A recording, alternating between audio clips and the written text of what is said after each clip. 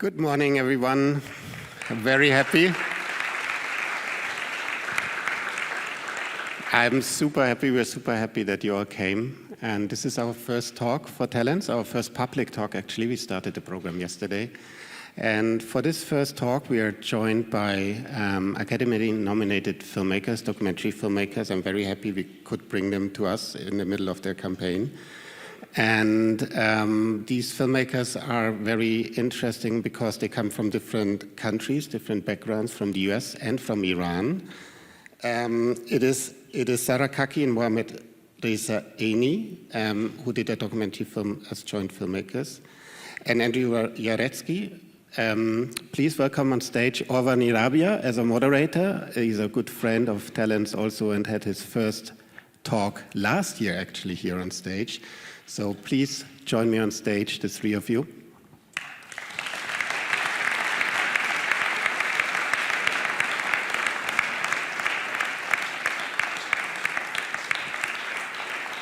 Welcome.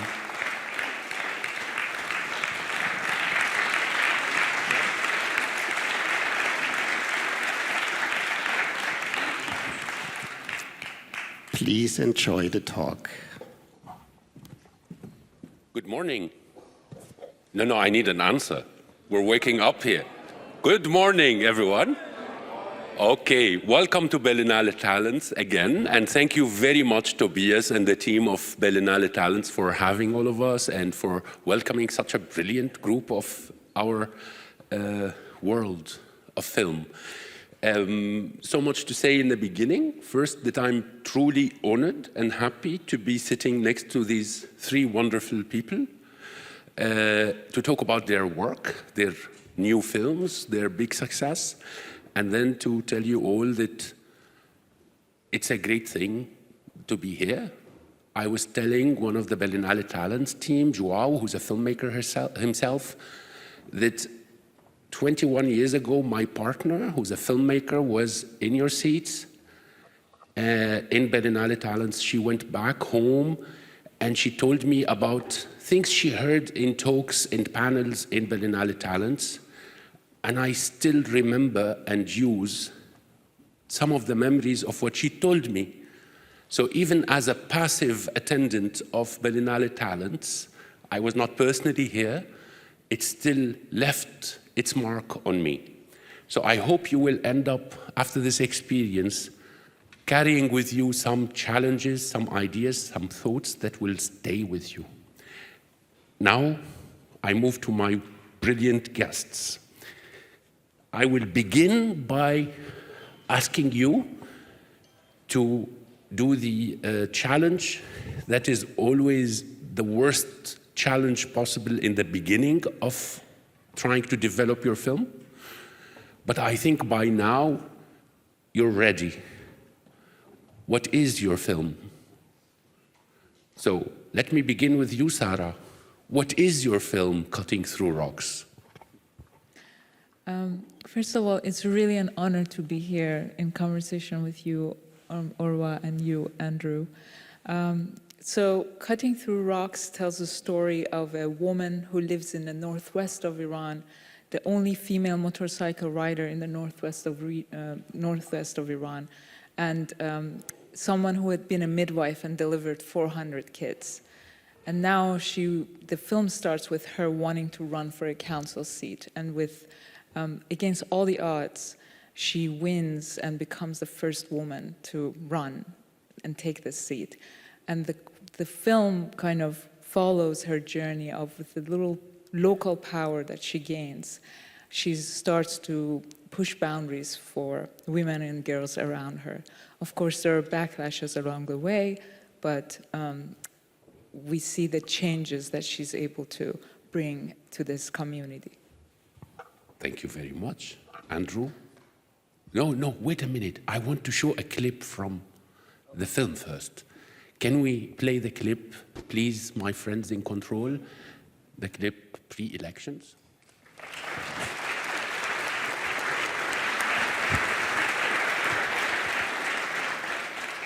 I'm sorry for the interruption, but I'm now coming to you, Andrew. Can you tell us what is your film? Sure. So I've been interested in the prison system in the US, which is a very problematic system for a long time. And I made a film called Capturing the Freedmans, which came out in 2003. And I had to go into a prison. And when I went into this prison in upstate New York, I was very struck by the secrecy of it and the fact that I couldn't bring pencils or a pen, that I couldn't really engage with the person who was incarcerated there. And so since that time, I just visited a lot of prisons. You know, I visited Tegel Prison here in Berlin. I visited prisons in Norway. I visited prisons all over the US. And I was interested in Alabama because it had sort of a notoriously bad prison system, but it's so secretive that you don't really get in. And then almost by accident, my daughter, who was 14, but reads a lot of books, was reading a book by a man who had been incarcerated in Alabama. And she said, you know, I know you're interested in this. We should maybe read the book together. So we read the book together, and then we decided to take a trip to Alabama, which is a place that we had never been. We're from New York. And when we were there, we met a man who was a minister or chaplain who brought religion and into the prisons, and also brought food and hygiene supplies and things. And I said, well, I'm interested in the prison system in Alabama, but you know, they're not going to let me in because it's such a secretive system. And he said, well, just come in as a volunteer and we can just distribute food and we can talk to the men and you'll get an idea of what's going on there. And I wasn't sure if I was going to come back and do that or not. I didn't know enough to know. And so I said to him before I left, you know, and he's a very conservative guy, so he didn't want to say anything too negative about the system because he gets to go in there and speak to the men, and he knows that he's bringing some hope. And he's afraid that if he says too much, then maybe we won't be able to, you know, he won't be able to go into that system anymore. But I know he wanted me to come back, and he knew how bad things were. And so I said to him, well, if I come back, what will I see? And he said, I'll take you on to the death row, which is where in Alabama they had, at that time, maybe 250 people who they were going to kill. And they've killed many of them since that time. And he said, I'll take you into the death row, and you'll see it's a slave ship. And that's such a strong thing for him to say to me, and it was a very emotional thing. And I felt that he was sending a message that I really had to come back. And so we went back and were able to miraculously film inside one of the prisons. And then after that, we discovered that even though we got sort of thrown out because we got a little bit too curious and we started to look into things that they didn't want us to look at, but the men said to us, you know, you need to tell the story. There are terrible things that are happening in this prison that they're not letting you see. And when we got thrown out, we didn't know how we were going to be able to tell the story. But then we discovered that there were men inside who had illegal cell phones and that they were able to be filming themselves and that we were going to be able to communicate with them. And so it became, I didn't know of any other film that allowed the people who were incarcerated, who were inside these terrible institutions, to tell their own story. And so that's a big part of why the film is, you know, so compelling, is because they're incredible leaders and are taking enormous risks to put this information out there. Thank you. I think we need now to watch the clip, Melvin, so that we meet one of these incredible leaders Andrew is telling us about. Can we play the clip, please?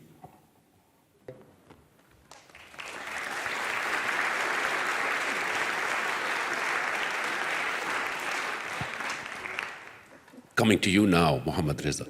So take us with you a bit to the moment that you realized this is a film we want to make. What was the seed like? When was it that you were sure it's not just an interesting woman, it's a film? Oh, yeah, great. Hello, everyone.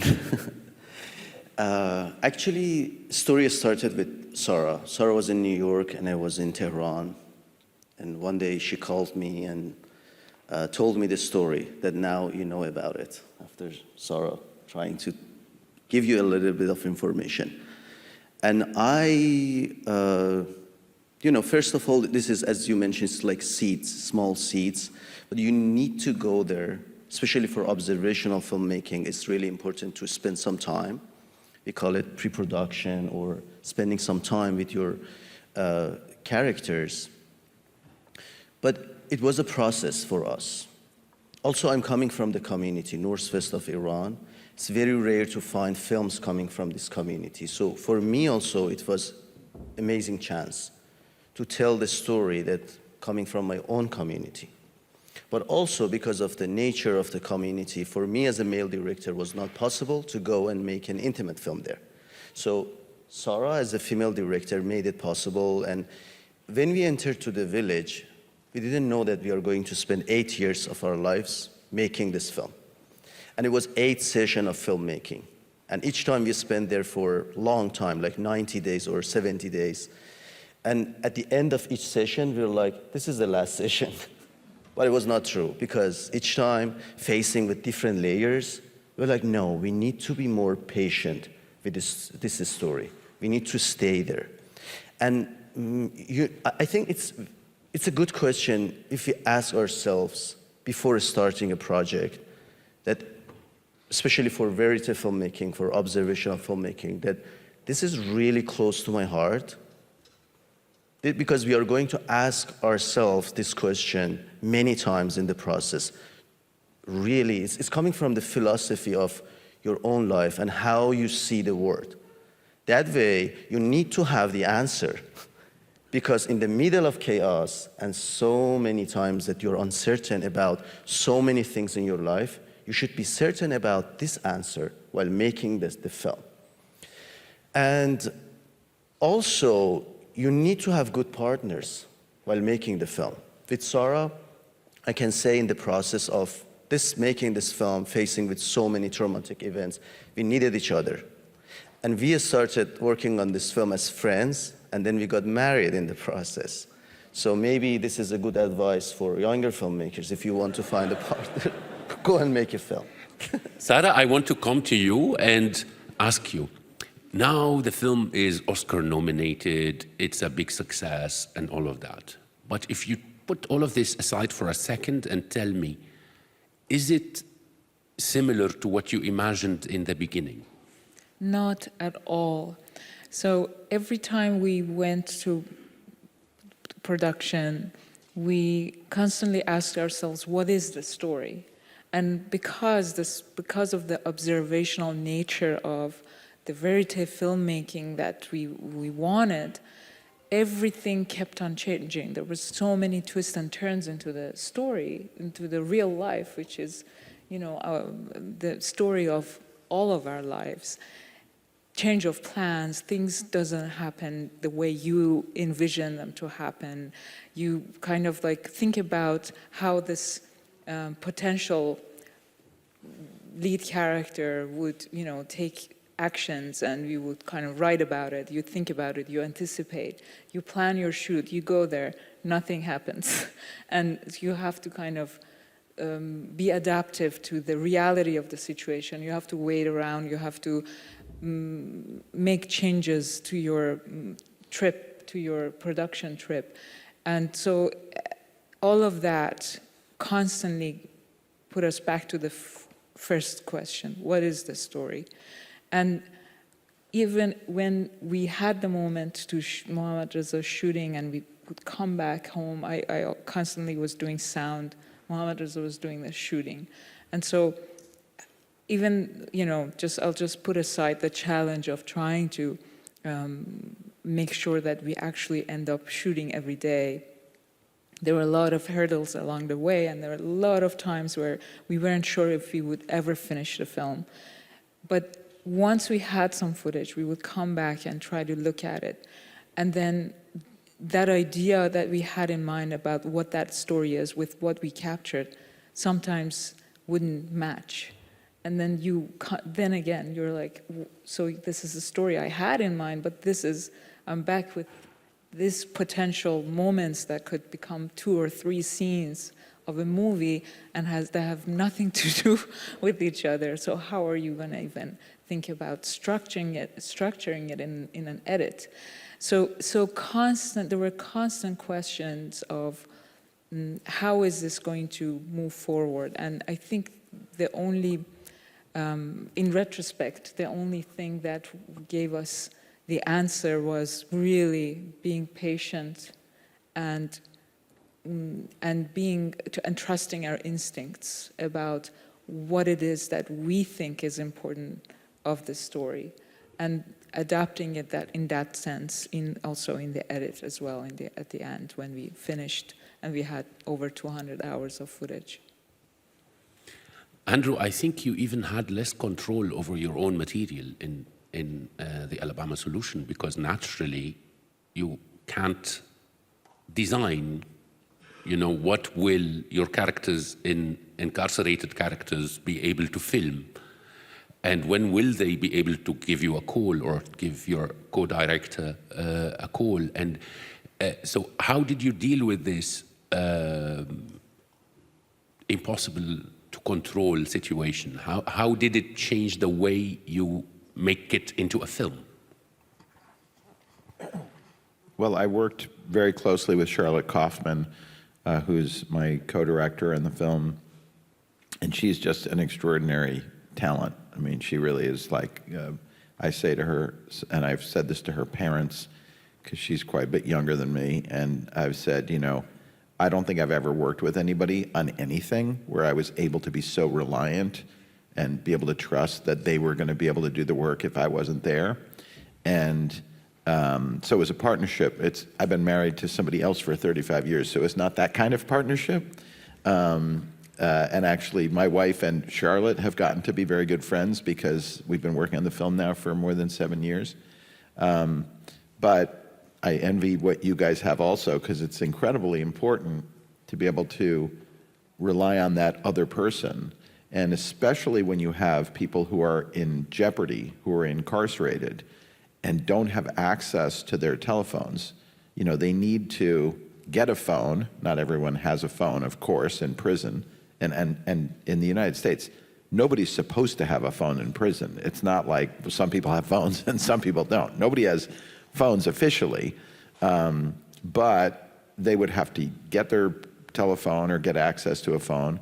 They'd have to borrow or rent a charger for the phone. They'd have to do everything in their power to get up on a box or on a bed to try to get a cell phone signal. And if all those things went well, then they would be able to reach us, and we would be able to do the next session or the next conversation. And so that meant that we had to be available 24/7. So Charlotte and I could, divide our responsibilities, just work on different things, but know that if some emergency was happening, somebody could call us anytime. So I think that's, that was a sort of a critical thing. And I think in terms of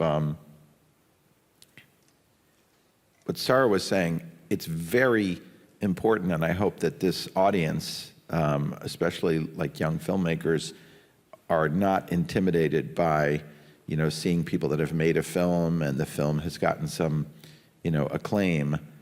I don't want anybody to think that that means that we knew what we were doing. We don't know. And if you're working on a film and you don't know what you're doing, that's probably good. Because, if you go into it, and unfortunately we see this a lot with, Netflix and all the films that are being made,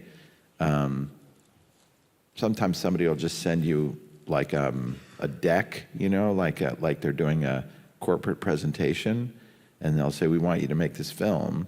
And then I go through the deck and I say, well, it looks like you already made it. You already have a list of the people that are going to be in it, and you already know what your themes are going to be, and you know what the chronology is going to be. You don't need a director, right? You should just have AI make this film and then see who watches it. So I think it's really important to understand that you have to go in with a beginner's mind. You cannot go in with the idea that you know what this film is going to be, because it's always surprising you. Every film I ever worked on, the first full-length documentary I worked on, Capturing the Freedmans, I started making a film about professional children's birthday party entertainers in New York City. People that, dress up and are clowns or magicians, or they make balloon sculptures. I thought that there was going to be a dark side to that. It turned out it was darker than I even thought. But you go in and you think you're making a certain kind of film, and if you're open and you keep your brain fertile and you don't succumb to the anxiety makes you want to say, okay, well, like, pencils down, we figured it out. We're making a film about this guy, and this is what he's doing, and we got to finish this at some point because I got to go do something else with my life. I think you have to embrace the confusion and just say, whatever this is, it's telling me what it is. The film knows what it is. I don't know what the film is yet, but I can't wait to watch this film and see what it's about. Can I just add that for those of you, if you haven't watched Capturing the Freedmen, please watch, because that is a perfect example of going in with something in mind and something completely, the story turns around completely unexpectedly. And it's a perfect example. When I watched it, I didn't know Andrew, but I was like, wow, I have so much respect for this director to stick with their instinct, and really how, regardless of how difficult the storytelling is, keeping going with these twists and turns. So thank you for telling that story. Thank you.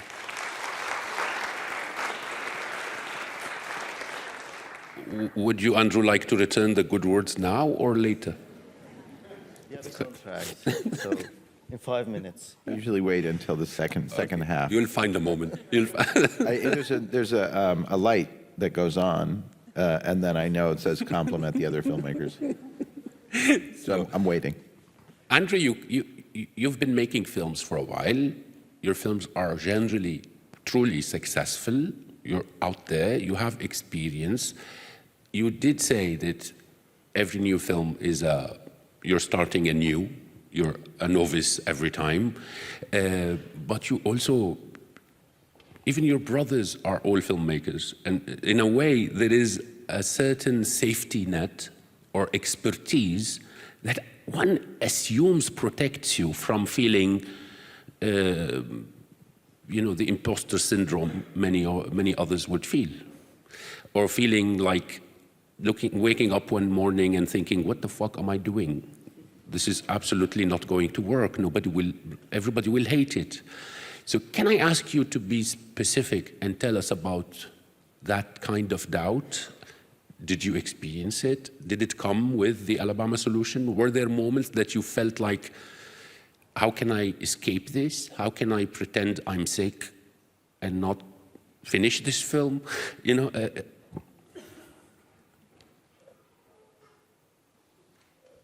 Yeah, I mean, I've been in that situation where you're making something and it's not working. And I remember I had a lawyer who was helping me with something, and I was so upset about the project that I was working on, and I felt so lost because whatever the thread was, what was driving me to make the film, and in that particular case, there was a studio that had committed to the film and had, put up money and agreed to distribute it very widely. And I remember calling my lawyer one day and saying, like, okay, if I don't deliver this film, so there's no film, like, how much trouble am I going to get in for that? How upset are they going to be? And I was just in that mode where you're thinking, well, obviously this thing is just a complete disaster. So you go into this mode of thinking you're the only person in the world that can't solve this problem. And it can be very debilitating. But I do think it's the panic that you don't know what you're doing or that you don't have an answer to this question is sort of what forces you to stay up all night and keep iterating and keep trying different versions of it. And in this case, in the Alabama solution, I remember at the very beginning, we knew it was going to be difficult. And we knew that the subject matter was potentially very dark and depressing. We were hoping that we were going to find characters, subjects who were going to be very compelling. And we knew we would have a certain kind of access that nobody had seen before. And so I have a blackboard in my office. I have like an old-fashioned blackboard, and I always write things to remind myself. And we had this like group production meeting at the very beginning, and I wrote this word Smitwit-nose, S-M-I-T, Smitwit-nose, which was like a mnemonic device, and it stood for, how do we not make the saddest movie in the world that no one ever sees? And we just right up front, we just said, there's a pretty good chance that this movie is going to be so incredibly sad that nobody's ever going to want to watch it, and nobody's ever going to buy it, and no distributors, and everybody's going to think we're insane. But we had a theory for how to do it, and we were tried to be disciplined about it. And I had like this three-pronged theory. I said, we've got to have incredible characters that we fall in love with. We have to have access that's extraordinary, and people are going to say, I can't believe what I'm getting a chance to see. And then we have to be on the hunt. We have to be hunting for the truth, and we have to be doing an investigation, and it needs to reveal itself like a story. We can't make like a survey or say, a statistical story or something like that. So we just, you're kind of like blind, and you have this little flashlight, and you're going around all these corners, and you just have to accept that you just don't know what you have. You might make the saddest movie in the world that no one ever sees. That's very possible. Thank you. Mohammadreza and Sara, I want to ask you about building on the point of whether to make or not make the saddest movie in the world. I think your film speaks of a very challenging context, very difficult reality of women, especially in such remote parts of Iran, even more than in Tehran, for example. And because of the energy of your character, of Sara, in the film, because she is unstoppable, she carries us to a very positive place. But still, I want to ask you, do you feel that there was a price to success? So, is there a moment in making this film that you needed to make it, for example, more positive so that it is well received? That you had to make it more hopeful? Do you feel that success had a price? I think, first of all, we need to be very honest with our story and with ourselves as filmmakers. And this is very important to keep in mind, that cinema is not just the films that made this year or last 5 years, but we need to look at the history of cinema to learn. And sometimes, not sometimes, many times, distributors trying, even festivals, to shift the perspectives. They're trying to create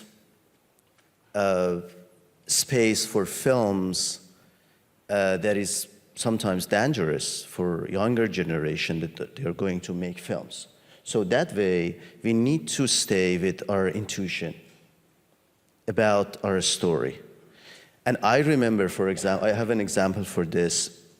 When Sara wins the election, I'm sorry to spoil the story here, in the first 20 minutes of the film, we had some footage and we wanted to show to our colleagues. And one of them, after watching, said, guys, this is great classical structure story here. One woman against patriarchy and tradition, and she fights against it, and she has a goal to take a council seat, some opponents there against her, and then at the end, she wins.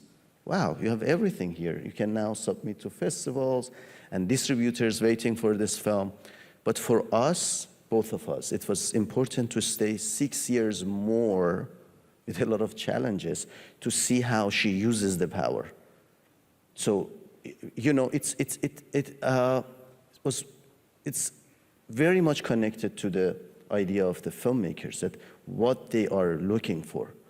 And if we, again, look at the history of cinema, it's going to teach us a lot of things about what this real cinema is. It's not like, imagine one film, one documentary film, they spent $10 million to make, and of course they spent $10 million more to promote that film. So it's dangerous for younger filmmakers to see that film everywhere. They think that if I want to be successful, I should make film like this. But more than anything, I think it's important to really trust ourselves. We are going to make films. We are not sure if it's going to end up in a big festivals, or no, it's going to have screenings in small communities.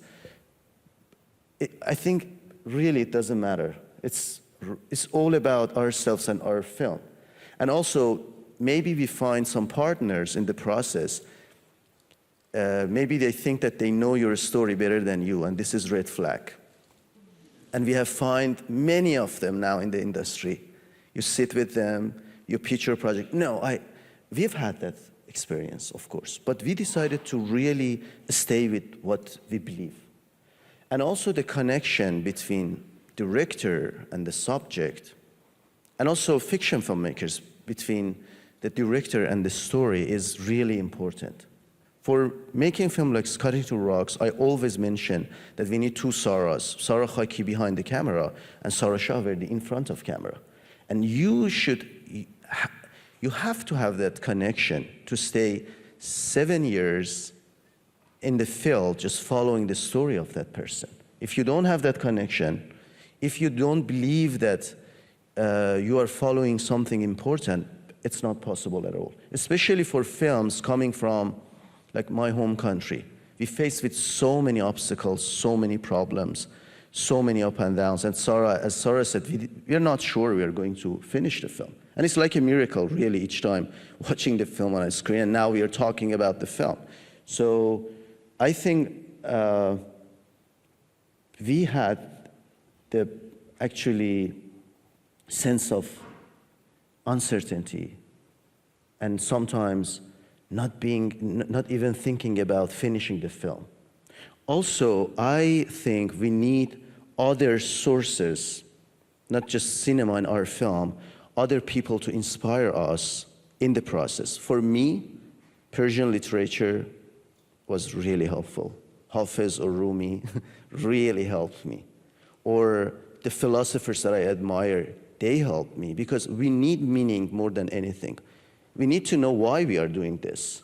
So that way, we can stay strong, and also filmmaking is kind of resistant. Can I Please. just react to a couple of things? I think that's really insightful. First of all, I made a film with Ryan Gosling, and he's a very thoughtful guy about the filmmaking process, and I think, is an artist and really cares about. And we were making kind of a, medium-sized production.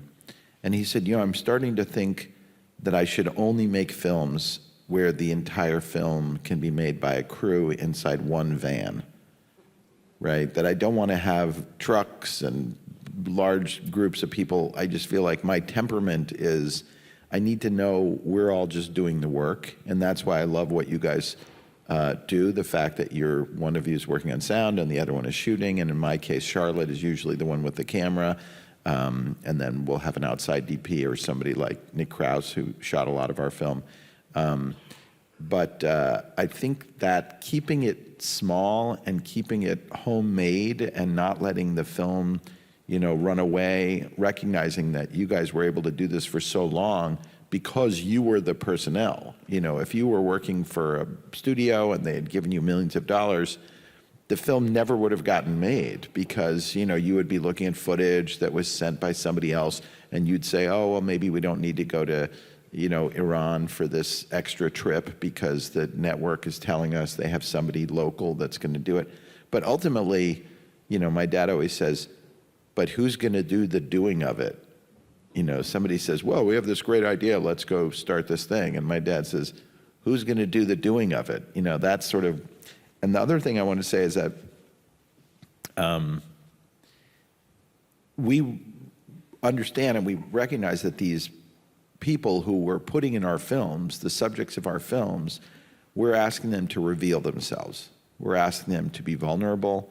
We're asking them sometimes to tell us things that are incredibly personal, and so that we can take these things and go show them to millions of people or however many people. And that reveals a lot about the subjects, but it also reveals a lot about us. And I think one of the things that's unique about you guys, and we met each other, you were reminding me, we met each other in Martha's Vineyard like quite a while ago.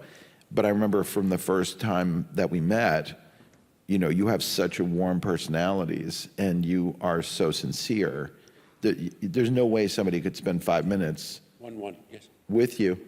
No, but there's no way that somebody could spend 5 minutes with you and think, well, they're going to exploit me, or they're going to take advantage of me, or I told them my story and now they're going to run off and leave me. Because, you know, you're showing yourself when you're speaking with them, when you're interviewing somebody, when you're following them in a car and seeing them go through, you know, their own community. So I just think there's no substitute for that kind of sincerity. You know, if the people in Alabama felt like all we wanted to do was to just get scary footage or, you know, things that they had, they would never have revealed themselves as human beings. And the thing that's unique about these films is that you get to see truly what people are like. You know, you get to understand something about them that is revealing and tells us something about ourselves. They can't do that unless they trust you. And so being a real person is kind of the first thing that you do. Like if you go in and you're bullshitting, or you're acting like you're like a big deal, or you're acting like you don't want to express your own vulnerability, then why would they share their story with you? And that's when people say, oh, you had access, like that makes it sound like you negotiated something with a lawyer. But the access is only the willingness of the subject to really tell you what's going on in their mind and what's going on in their lives. Thank you. I think this is...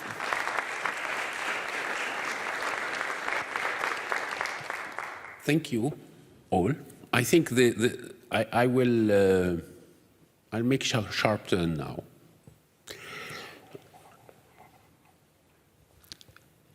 You made deeply relevant political films here. We're talking about two films that has to do with the zeitgeist, with this moment in our collective history.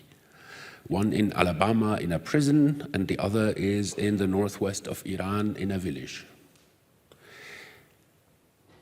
Interestingly, if I look politically at this, and as political filmmakers here, I see a very enjoyable link. The Alabama Solutions title comes from this idea that's in the film, that a problem of the state should be solved inside the state, and that in the example of Alabama, the solution cannot come from the federal American or US government. It should be from Alabama, an Alabama solution for an Alabama problem. Now, this anti-interventionism idea, one could argue, is not always stupid. But one can also argue that an abusive man would prefer that society and government understand that him beating his partner is his internal problem. Nobody can go into our house and judge, right? I mean, it's also something that we hear in different places of the world. On the other hand, we're now looking at the whole world interested in Iran again, and in the another big carrier of airplanes, of fighter jets heading to the region, and all the threats on attacking Iran. And I watch your film and I think, like, Sara should solve the problem of Iran, not Trump. So an Iranian solution, a Sara solution, that I would support, while I'm standing against the Alabama solution when it means we abuse our people the way we want and nobody has a say. So, should Alabama have an Alabama solution, really, Andrew? And can Iran move forward without intervention, Sara? I'm asking you this because of the films you made, and because you did make political films, and because cinema is political.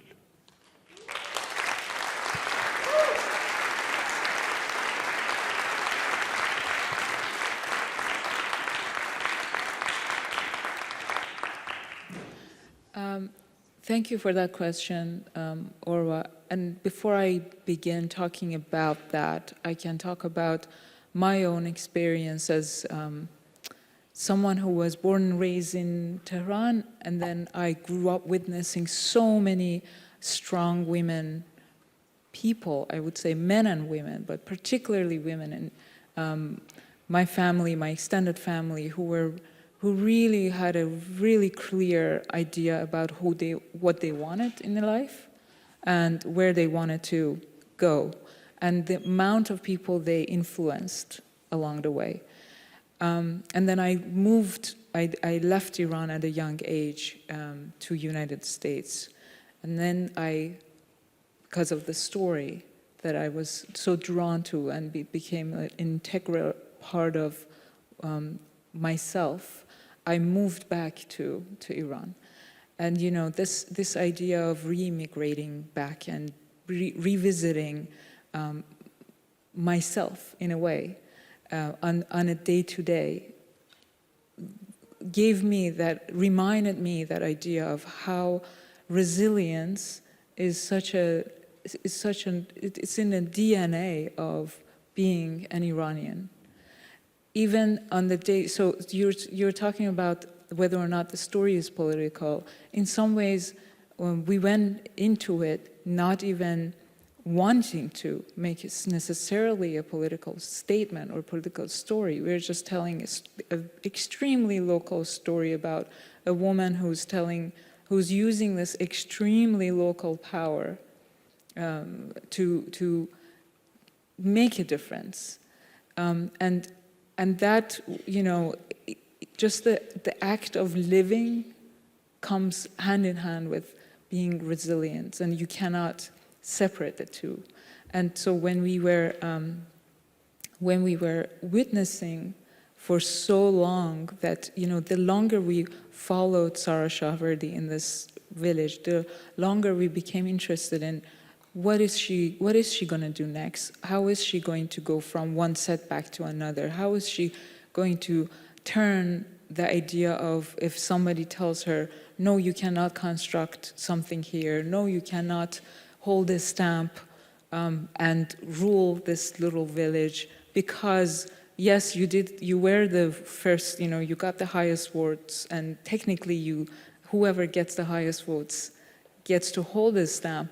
But because you're a woman, there are other elder men who know better than you, so you can't hold a stamp. So there were always these constant fights that she had to go through in order to maintain the very little power that she has. And that came with a lot of integrity, with a lot of perseverance, with tenacity, and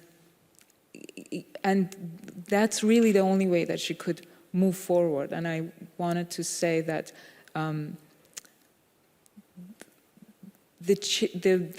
she is able to create actually noticeable change and shift within this village over the course of 8 years.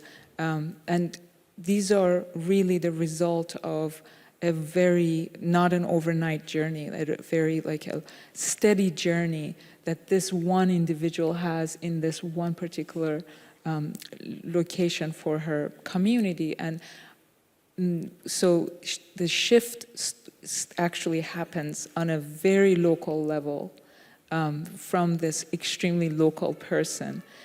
We could not have come to this village, even as Iranians, come to this village and say, from now on, Ferishte should not be married, and Zahra should continue her school, and Ruqya should do this or that. Even though we are even from Iran, we are nobody to dictate how people should live and how people should be. So everything has to happen on a local level. And the demand that is happening today is also a huge reflection of that as well. And also for us, it was opportunity to see in the process that how contagious the change is, and how hard our main character is trying to bring the change. And it was not easy at all. It was about small steps. And also now, having the chance to screen the film in different places, now we understand that this is a very global story. Even our US friends watching the film, they say, this is our own story too, guys.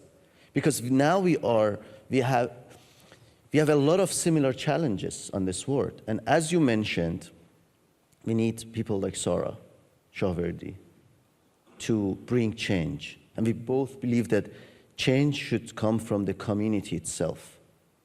And nowadays, regarding what is happening in Iran, it's depressing, it's really, it's hard even to explain by words. But the only thing that gives us hope is individuals like Sara, that they're trying, even in the northwest of Iran, even in a remote village. And we need that idea, and we need to tell stories from different countries to remind each other that change is possible. This is why we are here. Why we're talking with Andrew here, with you here, and with other filmmakers. This is something that I really need. This is why we need cinema, why we need stories to remind each other about having the possibility of having a better future.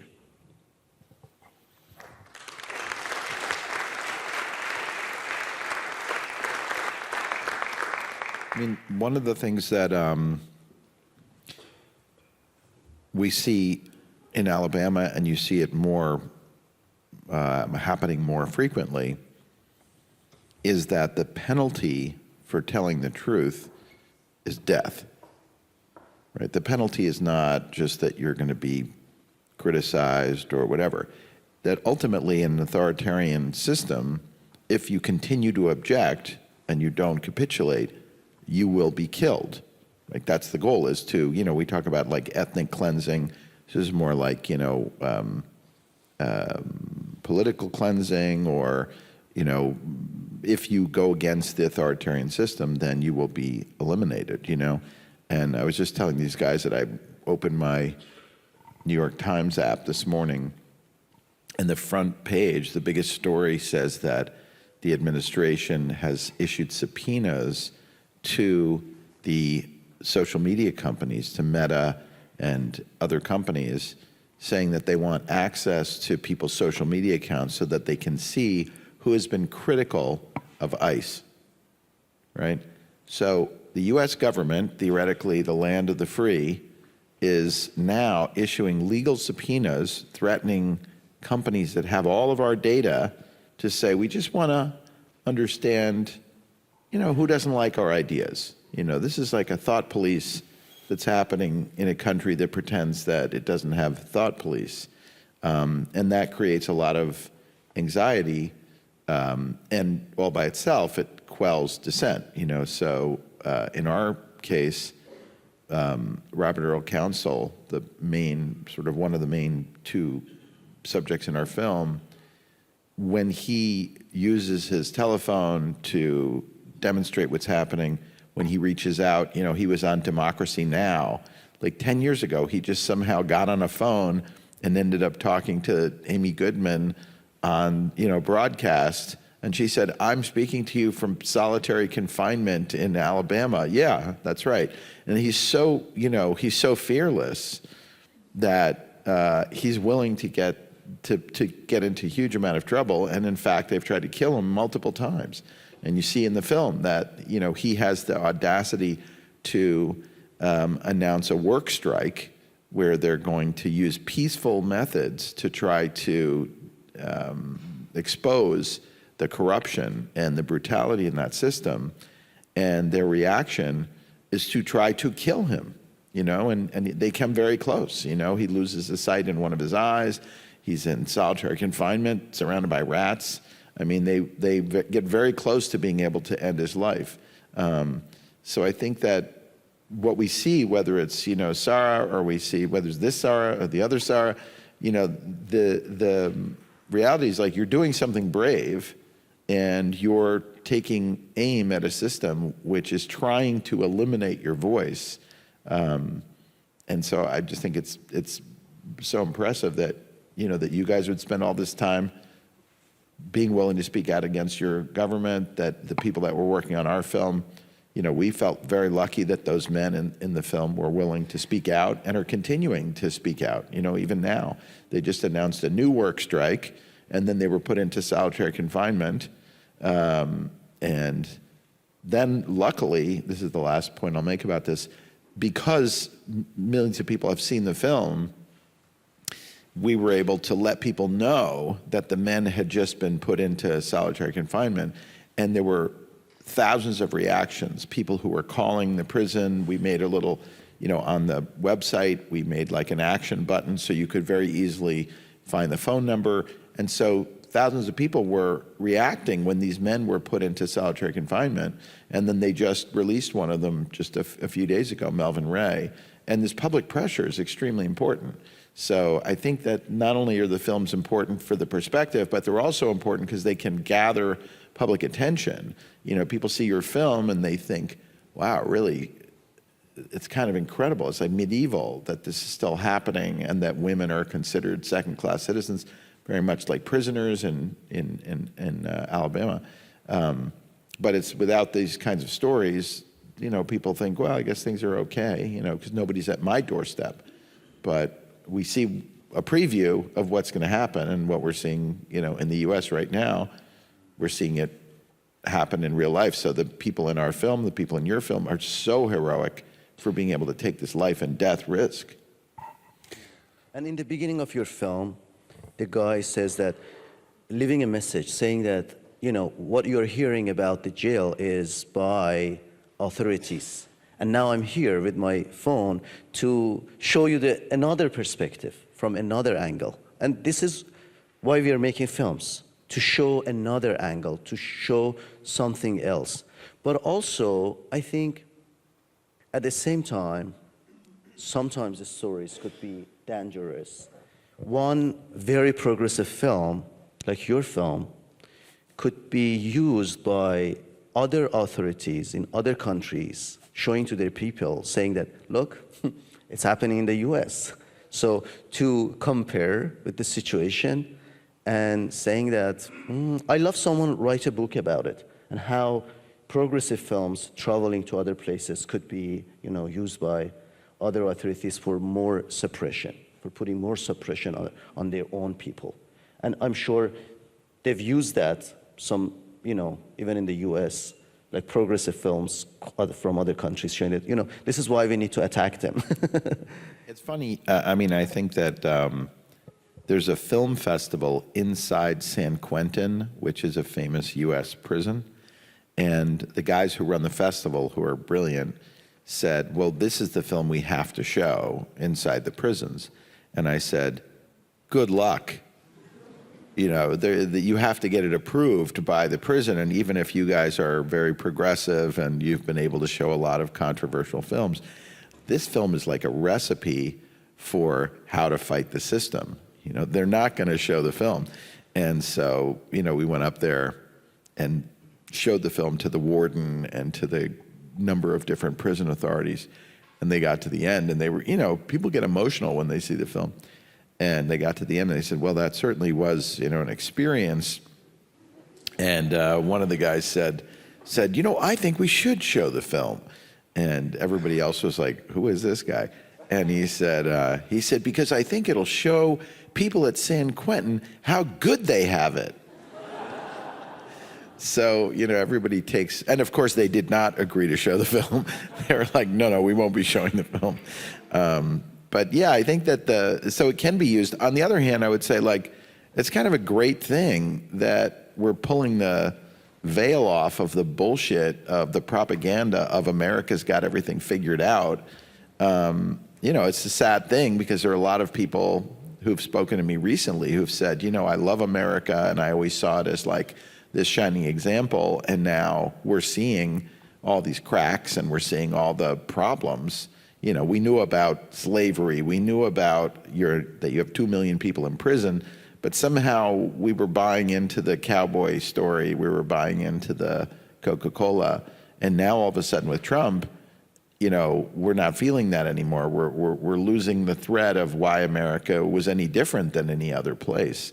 And so I think pulling that cloak off is actually a very good thing. You know, I think the same way we're talking about, or was, you know, I think really correct, that the people in this room need to understand that we as filmmakers, we don't have anything figured out. We're like doing our best. We're going day by day, trying to come up with something, but we don't have the monopoly on how to make a film or anything else. I think it's good for the world to understand that America doesn't know what the fuck it's doing, right? It's good for the world to say, all right, these guys with all their propaganda, you know, there are a lot of wonderful people there. There are a lot of great things that happen, and there has been a lot of freedom, but there's no guarantee that that continues, you know? So we're all sort of in the same boat, and I think that's important for people to just, you know, understand, because then they understand how they can make change.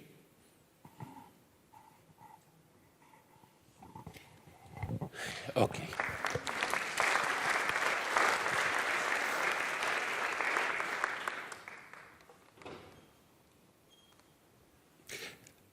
Was your film shown in Iran? Will it be shown in Iran? What are you afraid of with regards to Iran, your relationship with Iran? You're now very visible. Your film is very visible. And we have seen everything, you know, every possible scenario happen. We've seen the Iranian regime surprises by celebrating someone, and then we've seen them surprises by detaining or, you know, persecuting filmmakers for things that we thought like, why? So there is really, talking about the uncertainty you mentioned, is gets to the maximum with the government of Iran. So how does that work now? You made the film. I'm sure it was not easy to make the film, but now it is out there, and the situation in the country is really on fire. So what does it feel now? How will you go back? Will you screen the film? What's happening?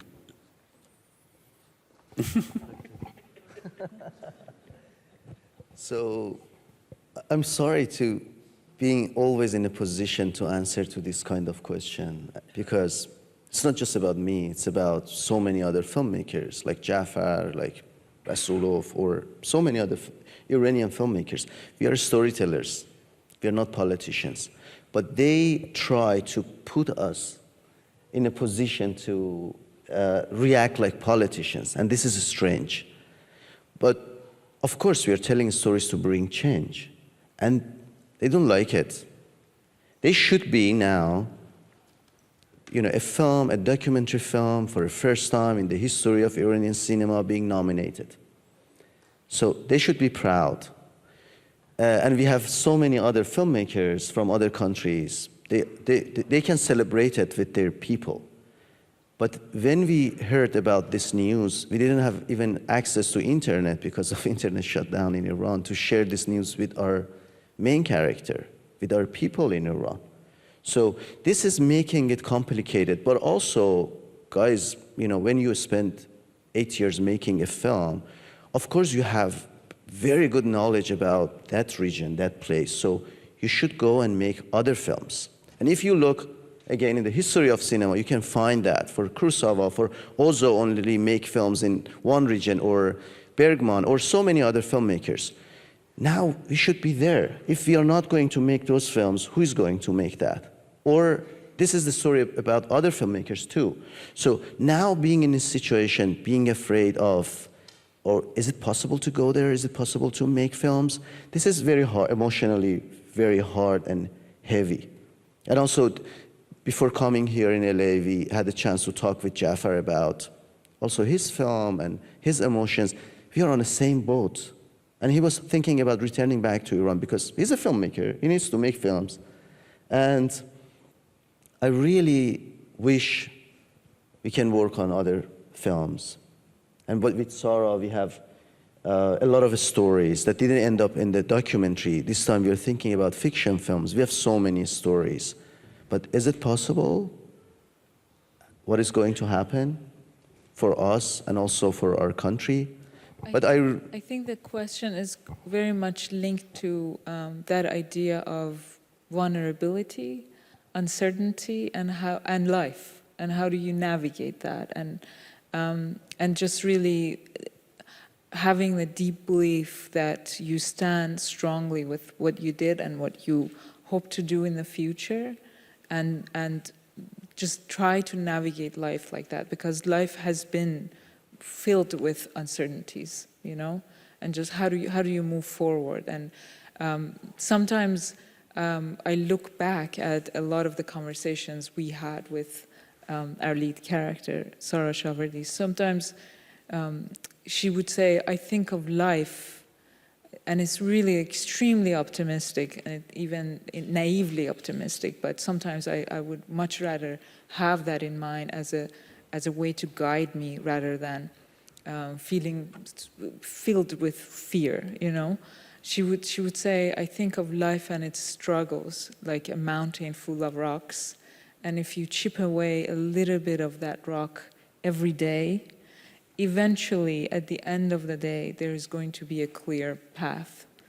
And when we had the privilege of witnessing her for so long and really seeing that she deeply believes in that, you know, that, okay, today life was terrible, I didn't do anything, but at least I managed to do X, Y, and Z, and I'll deal with everything else tomorrow, and really trusting that you would do it, and you just keep on at it, regardless of all the setbacks in life.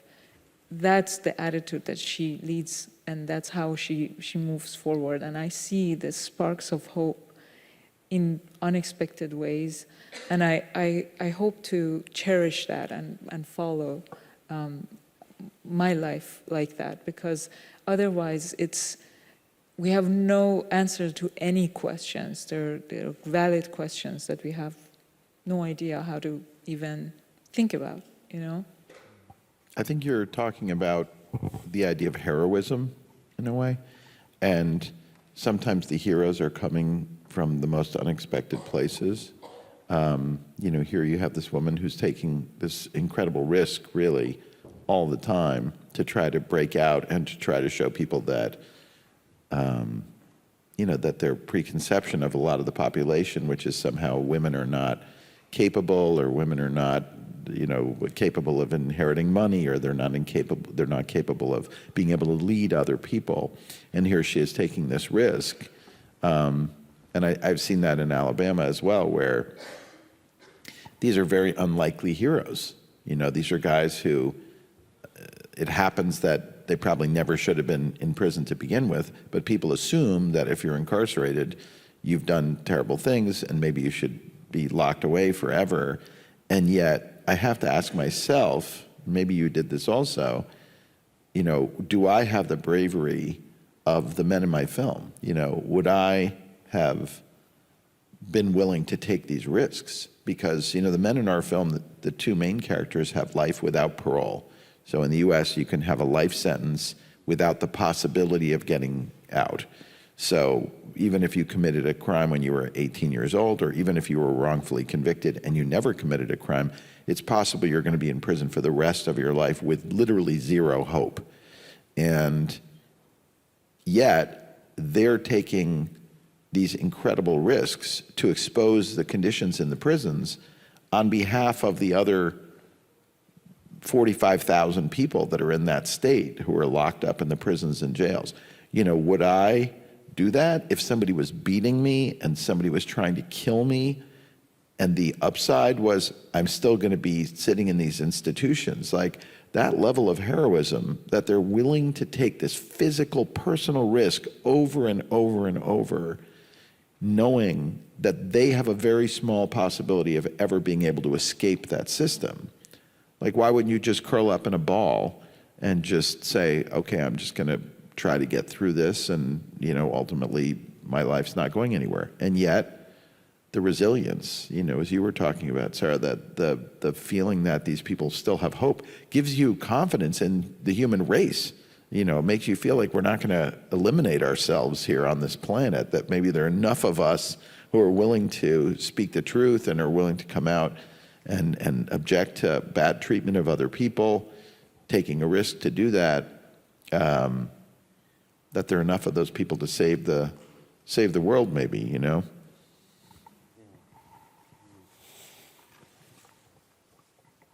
It's a very good idea to finish on, I think. Thank you very much. Thank you. Thank you, everyone. Thank you, Andrew. That was very good.